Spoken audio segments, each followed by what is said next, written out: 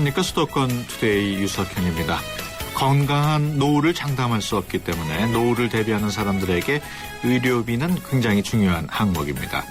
이와 관련해 보건산업통계센터에서는 최근 우리가 평생 동안 병원에 얼마나 돈을 쓰는지 조사했다고 합니다. 잠시 뒤에 자세한 내용 알아보겠습니다. 알고 먹는 식품 이야기 시간에는 12월의 제철인 생선, 꽁치와 청어에 대해서 알아보겠습니다. 꽁치와 청어, 어디에 좋고 또 어떻게 먹는 게 좋은지 잠시 뒤에 알아봅니다. 무엇에 대하여 오늘도 눈에 대해서 꾸며집니다. 실명에까지 이를 수 있는 병, 녹내장에 대해서 자세히 알아보겠습니다. 오늘 방송과 관련해서 궁금하신 점이나 의견이 있으신 분은 샵 0945로 문자 주시기 바랍니다. 짧은 문자 50원, 긴 문자 100원의 이용료 있고요. YTN 라디오 어플리케이션 ES로도 의견 받습니다. 12월 2일 월요일 수도권 투데이 시작합니다.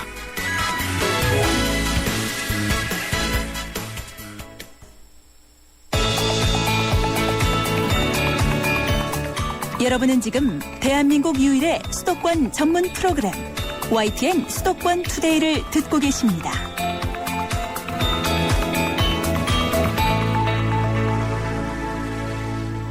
투데이 이슈 점검 시간입니다. 평생 동안 아프지 않고 살 수 있다면 좋겠지만 쉽지 않은 일입니다.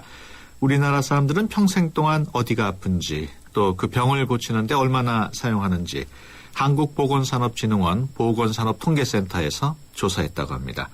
보건산업통계센터의 임다로 센터장 전화로 연결해서 자세한 내용 알아보겠습니다. 안녕하십니까? 예, 안녕하세요. 평생 의료비를 조사하셨는데 어떤 것들이 포함되어 있습니까? 이 평생 의료비라 하면은 그 개인이 태어나서 네. 그 질병 치료를 위해 의료기관, 유엔간에 부담하는 전체 의료 비용을 말할 수 있습니다. 네.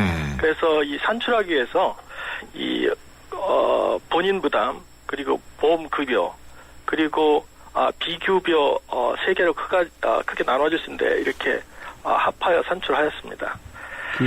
우리나라 사람들이 평생 동안 의료비로 얼마나 돈을 쓰는지 파악이 됐습니까? 네,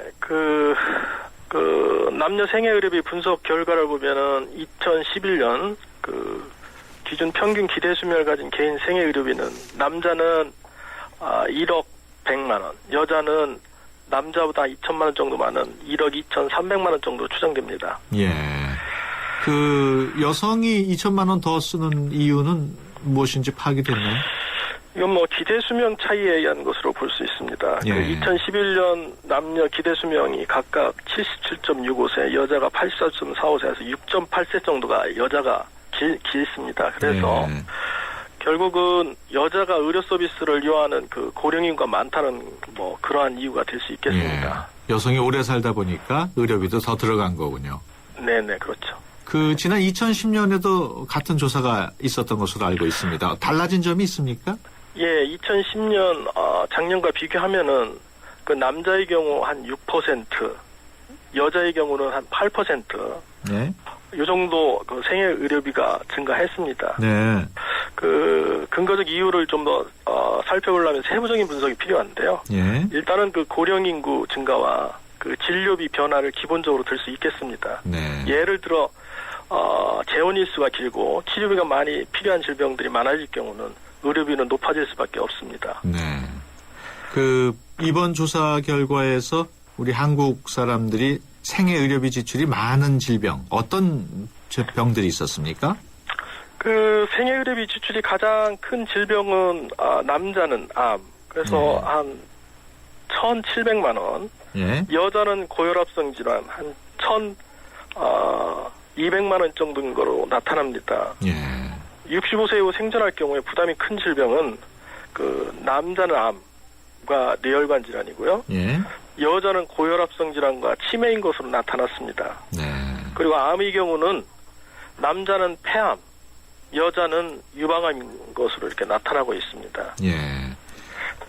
연령대별로도 의료비 지출이 많은 질병도 다르고 지출되는 비용도 다를 것 같은데 어떻습니까?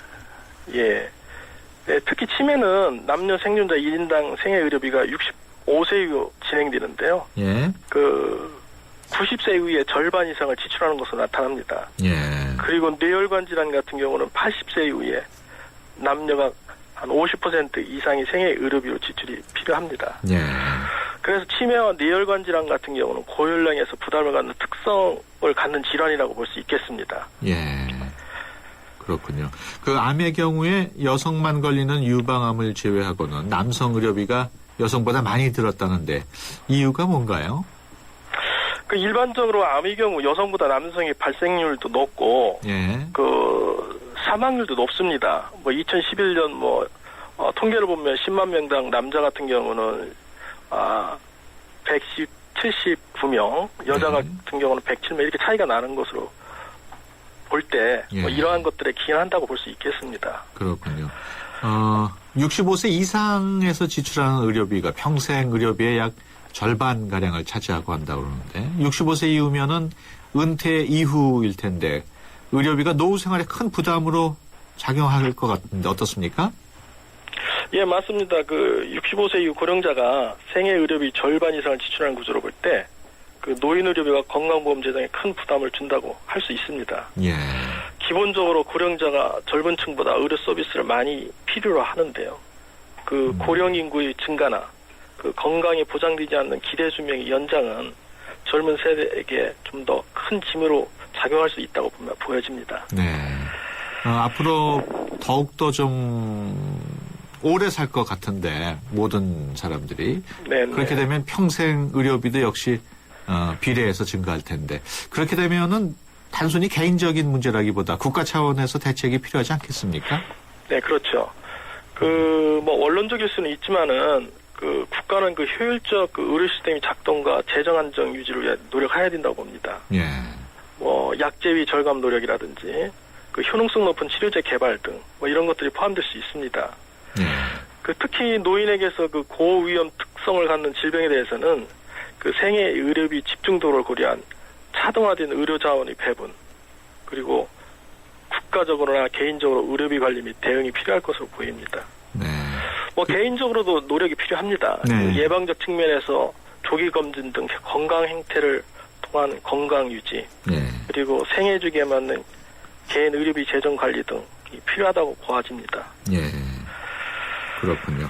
그 조기 검진, 개인 의료비 관리 이러면 다 이게 돈이 들어가는 일 아닙니까?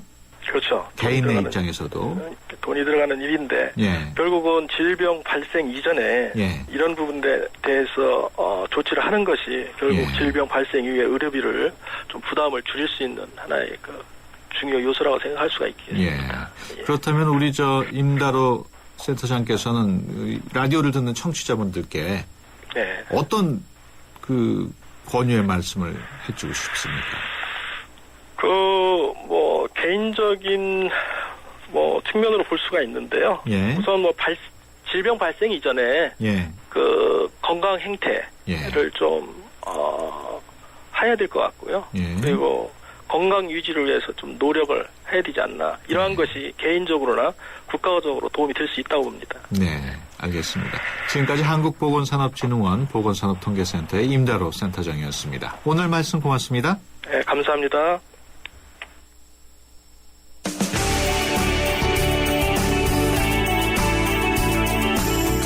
발빠른 리포터의 현장 스케치, 생생 리포터 현장.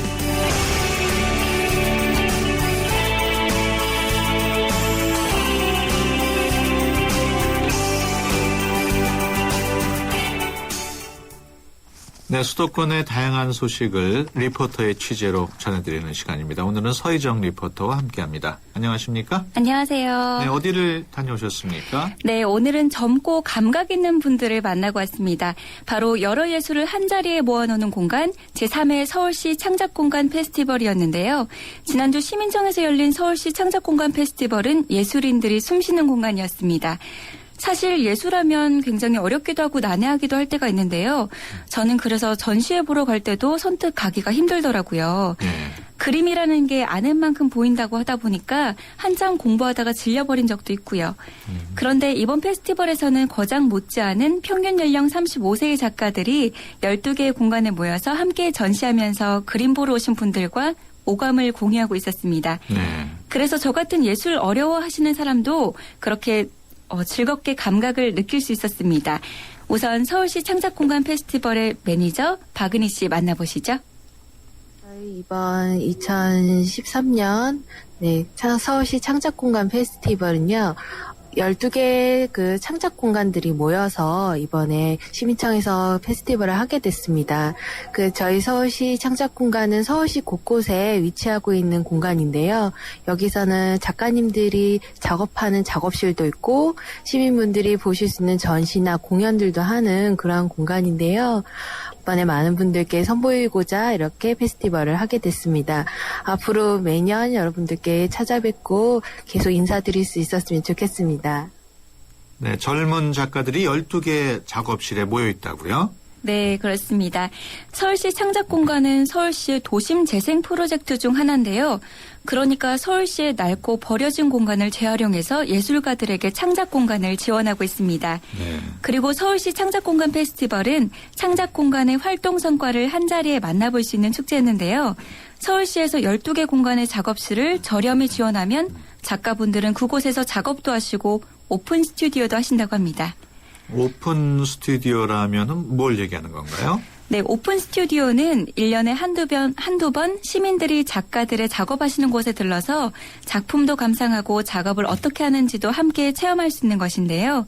평소에 멀게만 느껴졌던 예술과 예술가의 한 걸음 더 가까이 다가갈 수 있는 기회입니다. 네. 그 12개 공간들의 특징도 있을 것 같은데. 네, 한 장소에 모인 12공간들의 특징이 모두 달라서요. 보는 재미가 쏠쏠했습니다.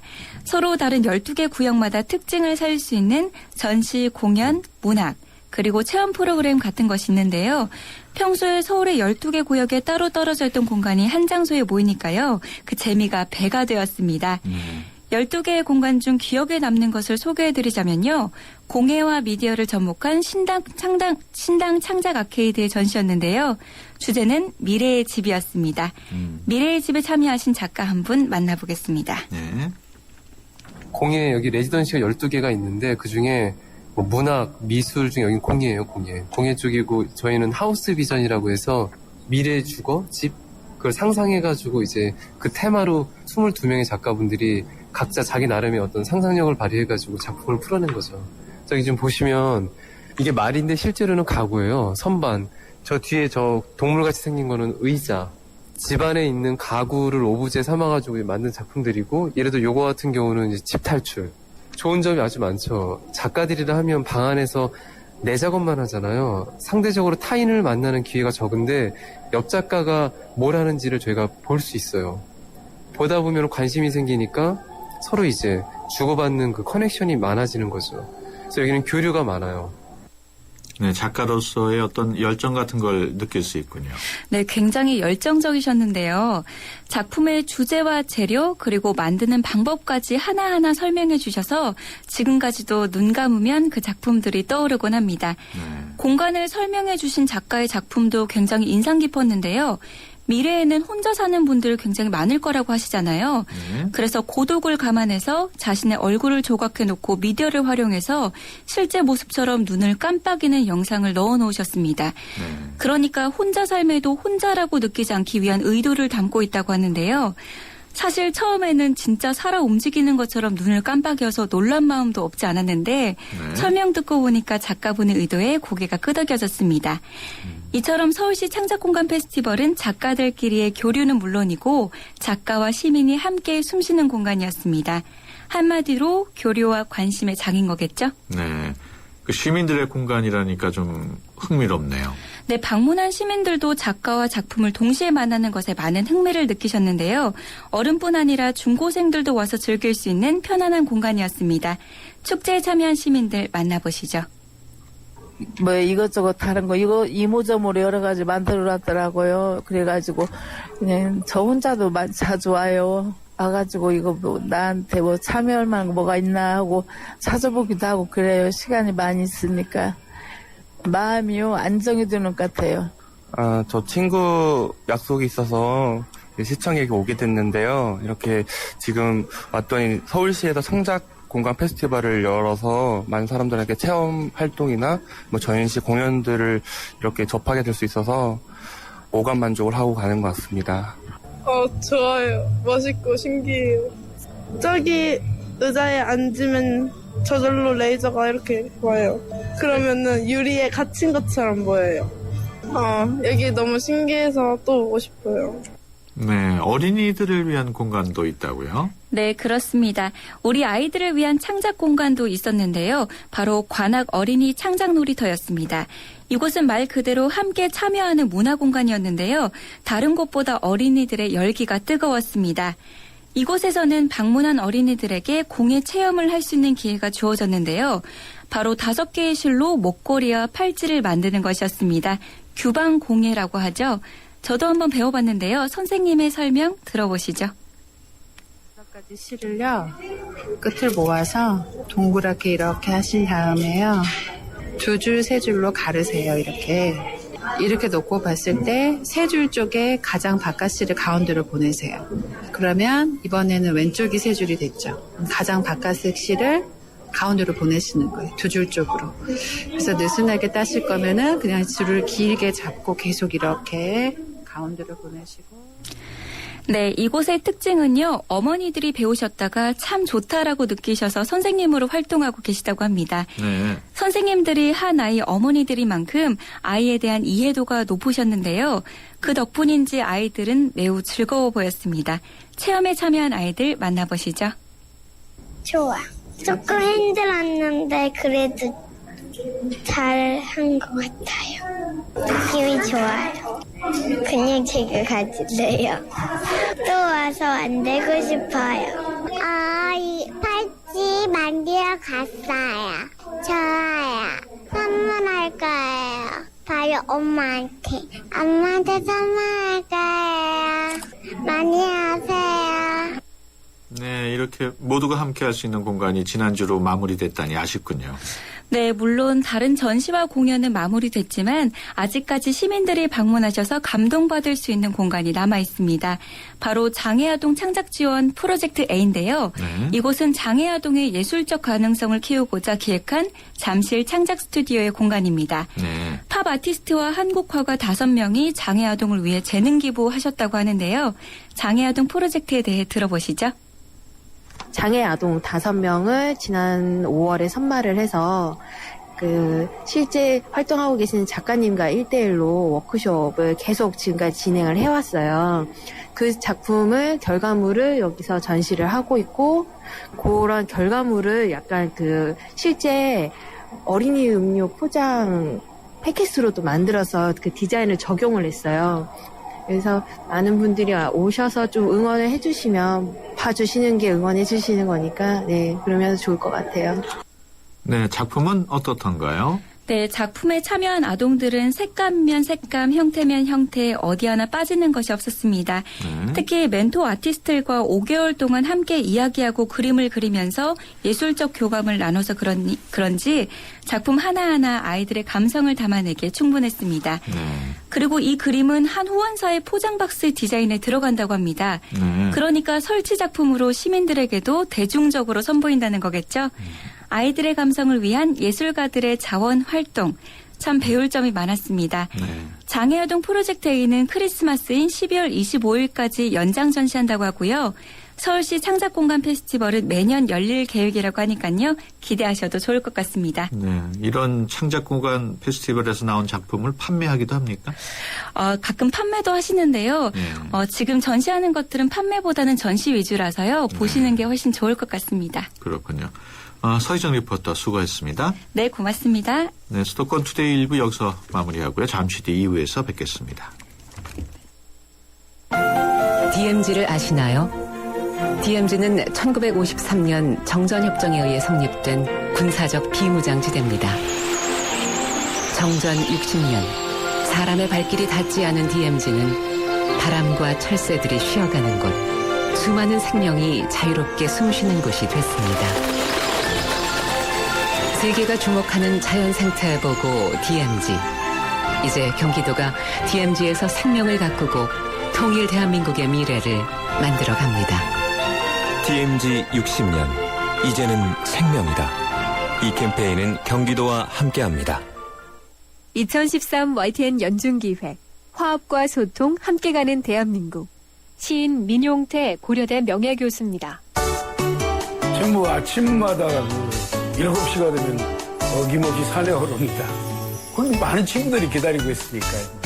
산에 가게 되면 우리가 잃어버린 인간성을 배웁니다. 서로 화합하고 소통하는 재미. 그런 맛으로 이 자연들이 살아가고 있구나. 이 산에 가면 혼자 핀 꽃은 없어요. 전부 어울려서 피어 있어요. 나무 혼자 있는 나무 없어요. 꽃 혼자 피지 않아요. 너무 재미없잖아요.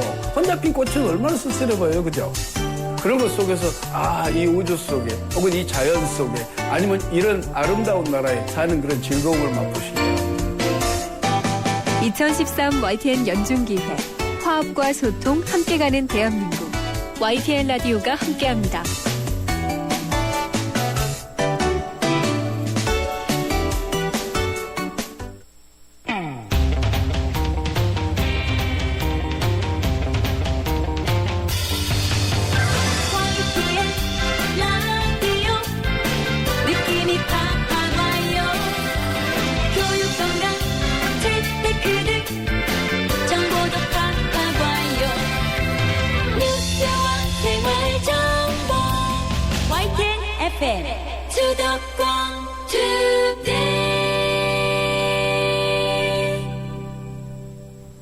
네, 수도권 투데이 2부 시작합니다. 잠시 후 알고 먹는 식품 이야기 시간에는 과메기로 즐겨 먹는 12월 생선, 꽁치 그리고 청어에 대해서 알아보겠습니다.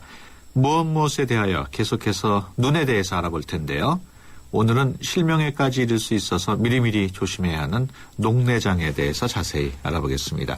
녹내장은 왜 걸리는지 또 어떻게 치료해야 하는지 잠시 뒤에 알아봅니다. 방송 관련해서 의견 주실 분들은 샵 0945번으로 문자 주시거나 02-771국의 0945번으로 전화 주시면 됩니다. 짧은 문자 50원, 긴 문자 100원의 정보 이용료 있고요. YTN 라디오 애플리케이션 예스로도 의견 받습니다. 수도권 투데이 2부 뉴스 브리핑으로 시작합니다. 이은지 아나운서 전해주세요.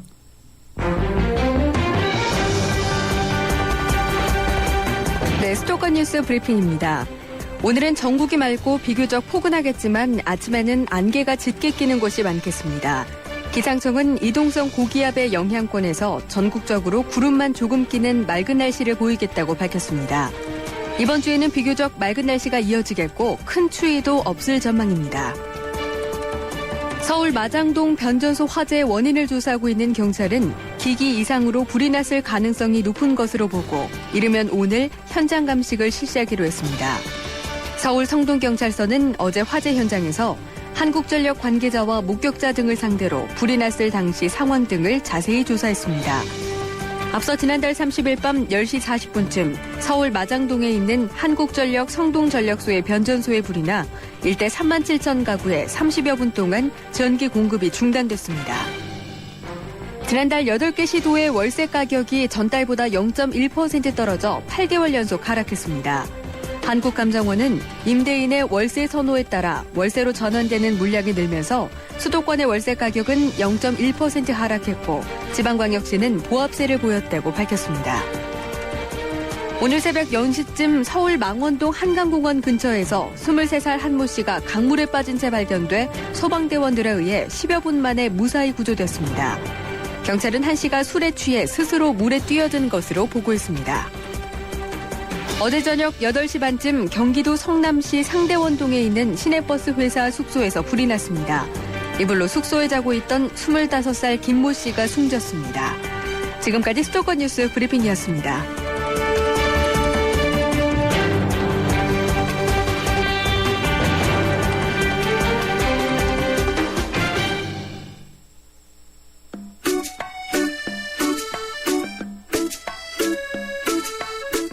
알고 먹어야 보약. 알고 먹는 식품 이야기.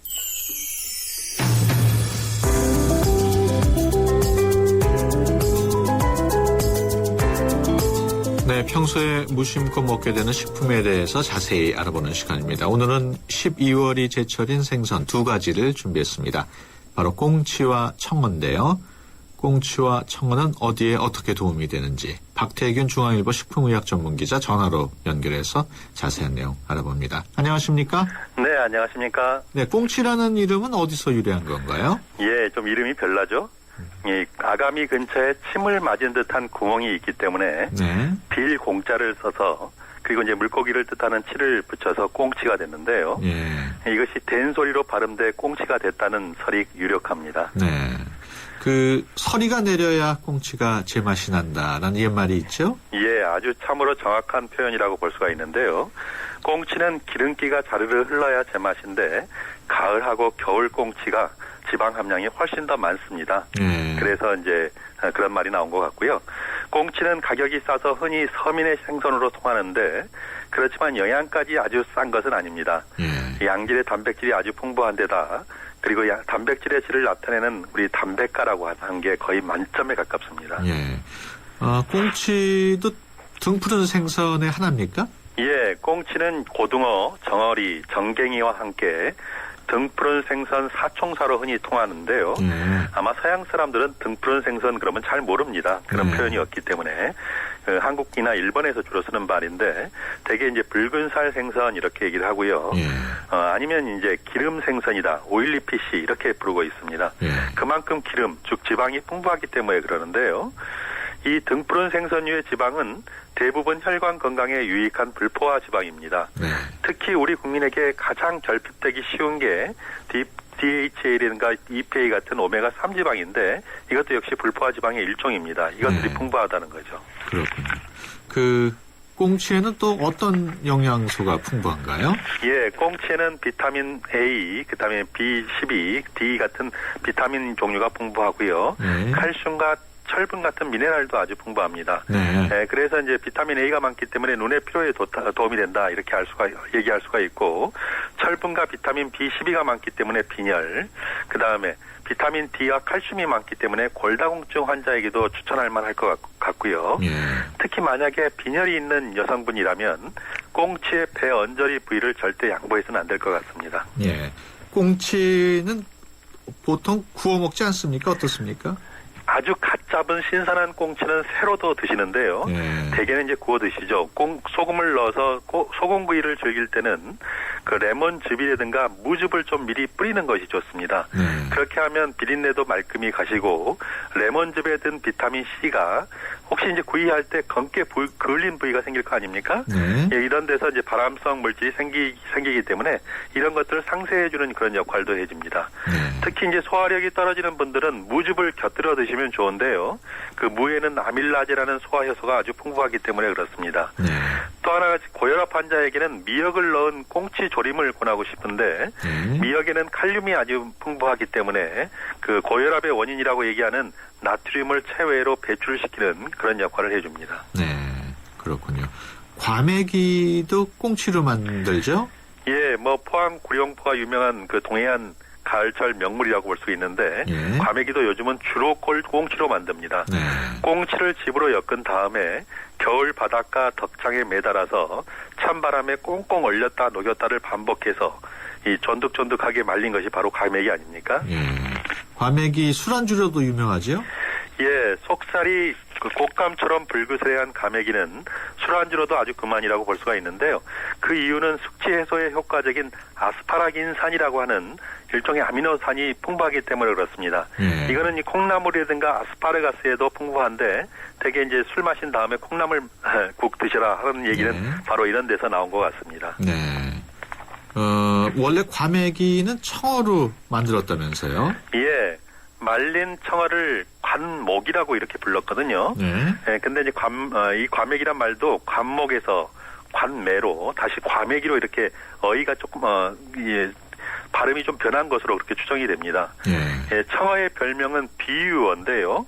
이 유자가 유교할 때 그 유자입니다. 그래서 선비를 살찌우는 생선 이런 의미로 이제 풀이가 되는데 과거에는 아주 정말 흔한 그런 생선이었습니다. 값이 싸고 맛이 있어서 가난한 사람들도 이제 즐겨 드셨는데요. 전기가 없던 시절에는 청어 기름으로 등잔불을 밝힐 정도로 아주 흔했고요. 정약전의 자산 어보에 보면 청어가 정월이면 알을 낳기 위해 오는데 수억 마리가 바다를 덮을 지형이다 이렇게 이제 재밌게 표현을 했습니다.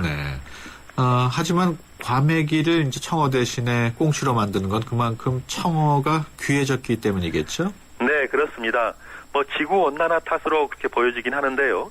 이 한류성 어종인 명태와 함께 국내 연안에서 한동안 자취를 감춘 생선이 바로 이 청어입니다. 네. 요즘 우리 식탁에 오르는 청어는 대부분이 이제 수입산이라고 볼 수가 있는데요. 겨울 그 별식인 과메기도 원래는 청어로 만들었으나 귀해지면서 이제 꽁치 과메기가 됐다 이렇게 볼 수가 있는데 다행히 최근 들어와서 청어가 우리 연안에 다시 나타나고 있다는 소식도 들립니다. 좀 반가운 소식이죠. 네, 그렇군요. 청어는 또 알을 많이 낳아가지고 생식 능력이 뛰어나다면서요? 예, 청어는 산란기에 수만 개의 알을 낳는 정말 엄청난 생식 능력을 지녔는데 영남과 일본에서 과거에 정초에 그 청어 알을 먹는 그런 풍습이 있는데 이것도 이제 알을 많이 낳기 때문에 자손을 많이 보겠다는 그런 소망이 담겼다고 볼 수가 있고요. 과거에 이제 청어는 동지 전에 영남 해안에 나타났다가 쭉 한 음력 3월쯤 되면 황해도까지 서해안 황해도까지 출몰을 하거든요. 그 황해에서 잡힌 청어는 남해 청어보다 한 배 정도는 컸다고 합니다. 그렇군요. 청어도 꽁치처럼 등푸른 생선이죠? 그렇습니다. 청어도 꽁치처럼 등푸른 생선이고요. 이 등푸른 다른 등푸른 생선과 마찬가지로 지방이 많습니다. 100g당 약 8.5g 정도의 지방이 있는데 옛날에 이제 그런 말이 있습니다. 맛 좋기는 청어, 많이 먹기는 명태 이런 옛말인 것처럼 고소하고 기름진 맛이 일품인 것도 이 지방 때문이 아닌가 그렇게 생각이 됩니다. 그 지방이 너무 많다는 이유로 청어를 꺼릴 필요는 없다고요? 예, 아까도 말씀드렸지만 청어의 지방은 등푸른 생선의 지방이기 때문에 대부분 혈관 건강에 유익한 DHA라든가 EPA 같은 그 불포화 지방들입니다. 이 오메가3 지방은 혈중 콜레스테롤을 낮춰주고 두뇌 건강을 돕는 그런 성분으로 알려져 있고요. 또 뿐만 아니라 단백질, 칼슘, 철분, 칼륨이 많은 그런 식품이란 것도 이 청어의 장점이라고 볼 수가 있습니다. 그렇군요. 네, 지금까지 중앙일보 박태균 기자와 함께했습니다. 오늘 말씀 고맙습니다. 네, 고맙습니다.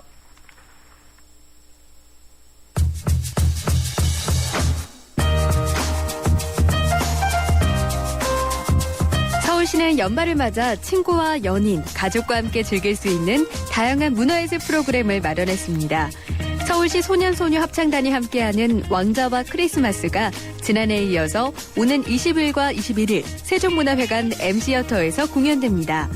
오는 19일 오후 7시에는 청계천 문화관 3층에서 아카펠라 음악회 크리스마스 캐롤 콘서트가 열리고요. 겨울철 대표적인 공연 뮤지컬 호두까기 인형이 22일까지 가든5 아트홀에서 선보입니다. 서울시내 곳곳에서 다양한 전시도 마련되는데요. 서울시립 남서울생활미술관에서는 17일부터 내년 2월 23일까지 추운 겨울을 녹여줄 난로를 소재로 한 스토브가 있는 아틀리에 전시회를 열고요. 또 한편 지난 9월 24일 화요일에 개관한 서울시립 북서울미술관은 현재 장면의 재구성, 서울풍경, 어린이 갤러리, 아이러브 서울을 비롯해서 야외 조각 11점을 북서울미술관 매일광장과 또 등나무 문화공원 내에서 전시 중입니다. 이상 투데이 컬처TV였습니다.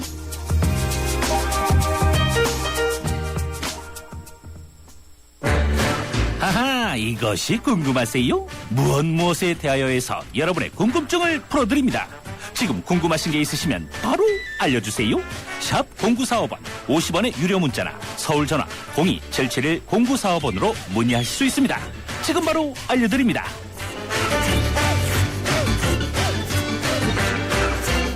네, 여러분이 궁금한 모든 것들을 해결하는 무엇에 대해 시간입니다. 오늘은 녹내장에 대해서 알아볼 텐데요.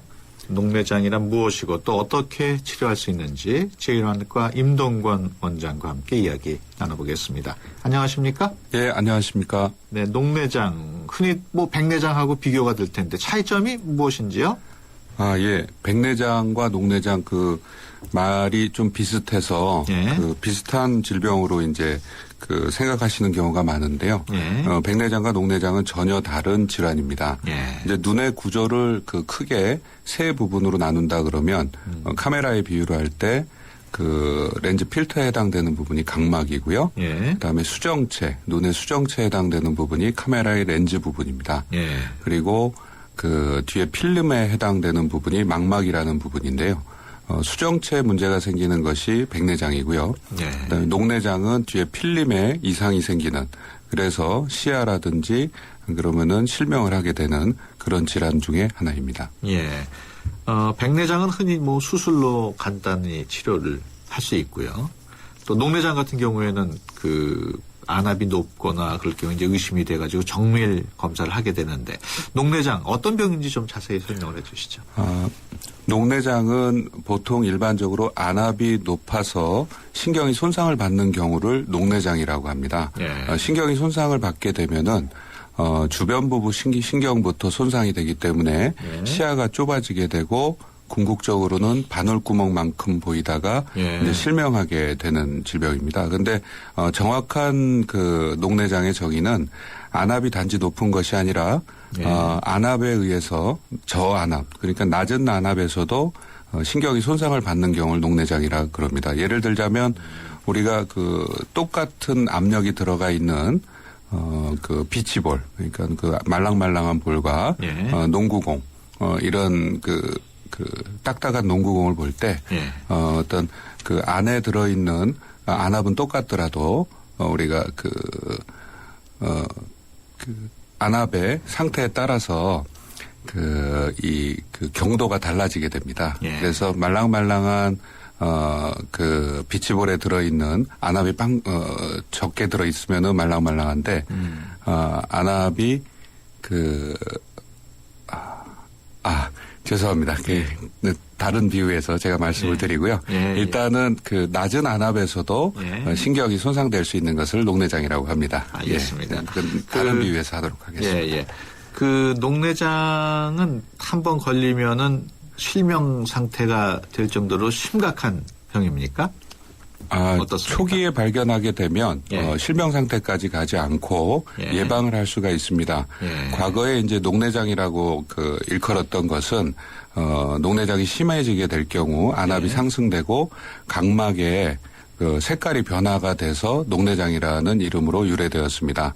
그러니까는 녹자가 그 구리 표면이 녹슬었을 때 생기는 푸른 색깔을 이제 비유해서 녹자라고 말하거든요. 그런데 최근에는 진단 기술이 발달하고 또 가까운 곳에 이제 안과들이 많기 때문에 조금만 이상 증상이 있어도 안과를 방문하게 되고 안과에서 정확한 진단 하에 치료를 하게 되면 실명에 이르는 것까지 가지 않고 치료하면서 시력을 손상하지 않고 살 수가 있습니다. 그렇다면 녹내장은 왜 걸리는 걸까요? 녹내장이 걸리는 원인에 대해서는 아직 정확히 알려져 있지는 않지만 주로 가족력이나 가족 중에 녹내장이 있거나 고혈압이나 흡연, 당뇨 여러 가지 환경 요인에 의해서 생기고 있습니다. 그렇다면 이거를 검진할 수 있는, 그러니까 정기 검진이나 신체 검사에서 안구 검사할 때 발견이 될 수 있는 거군요. 예, 그렇습니다. 보통 그 정기 검사나 신체 검사에서 발견되는 경우가 안압이 높을 때 안압을 측정하는 것이 이제 정기 신체 검사 중에 하나입니다. 안압이 높으면은 녹내장을 의심하게 되고요. 다음으로 안저 사진이라 그래서 망막의 신경의 모습을 보고 그 신경이 녹내장을 유발할 수 있는 그 위험성이 있는 경우에 이제 정밀 검사를 요한다고 이렇게 이제 정기 검진에서 나타날 수가 있습니다. 그 녹내장의 원인이 앞서 말씀하실 때 이제 망막 신경이 손상을 받았다고 말씀을 하셨는데, 신경이 망막 말고도 딴 데도 있죠? 신경이 이제 사람 주로 몸에는 망막에 몰려 있습니까? 우리 몸에는 어디든지 다 신경이 있는데요. 그 가장 그 고밀도로 이렇게 분포되어 있는 곳이 이제 망막 그 고밀도로 분포되어 있는 곳 중에 하나가 이제 망막입니다. 그러면 그런 안압이 좀 높다 낮다 이런 이상이 있을 때 우리가 느낄 수 있습니까? 실질적으로 안압이 많이 높아지게 되면 두통이나 심한 경우엔 구토, 또 시력저하가 발생을 하게 되고요. 또 그렇게 되게 되는데, 그렇게 되는 경우는 아주 안압이 높은 녹내장인 경우에 그렇고요.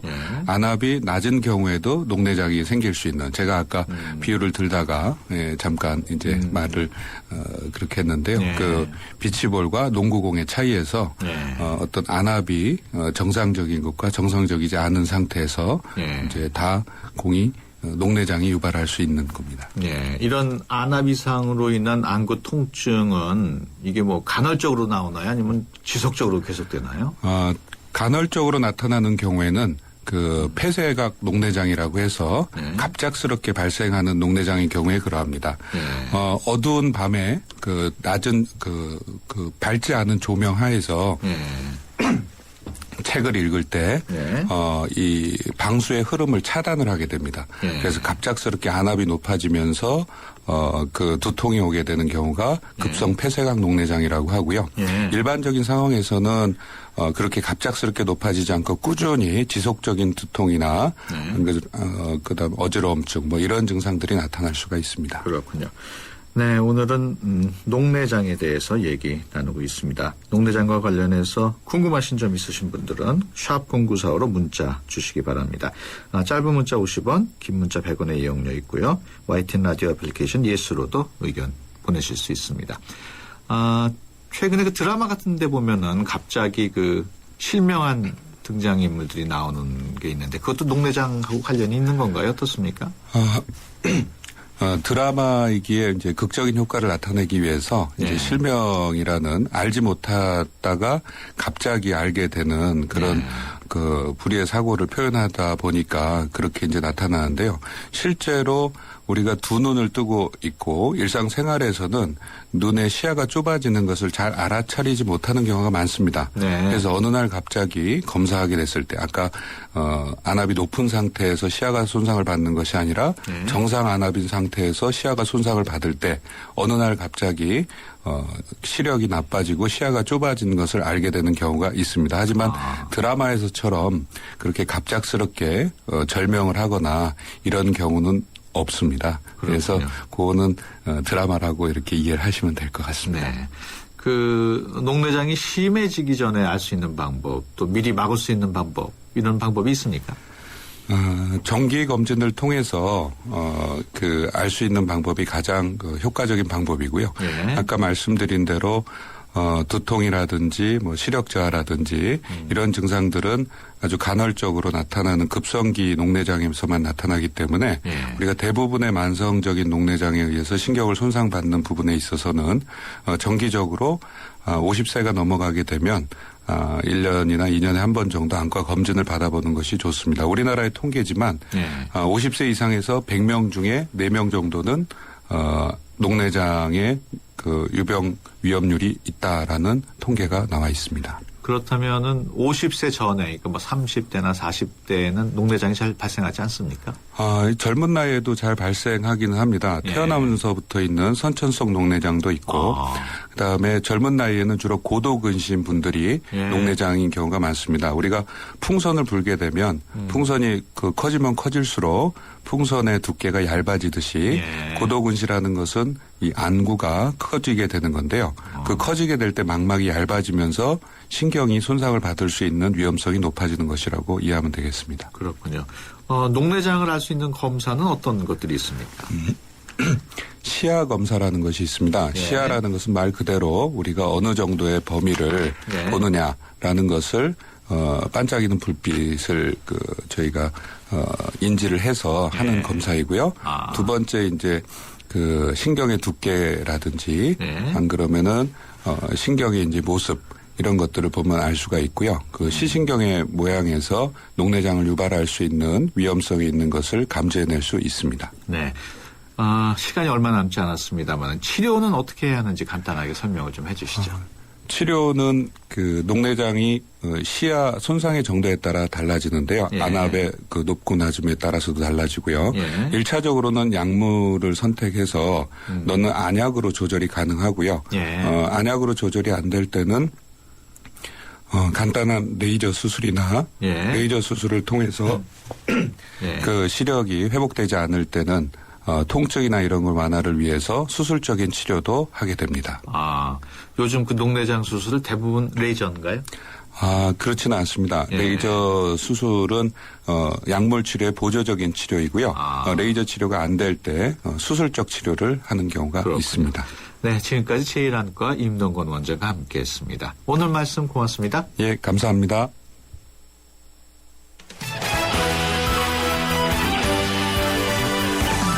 네, 수도권 투데이 오늘 순서 여기까지고요. 내일 오전 9시 10분에 다시 찾아뵙겠습니다. 지금까지 프로듀서 박준범, 기술감독 허중현, 구성작가 최유미, 진행의 유석현이었습니다. 함께해 주신 여러분 고맙습니다.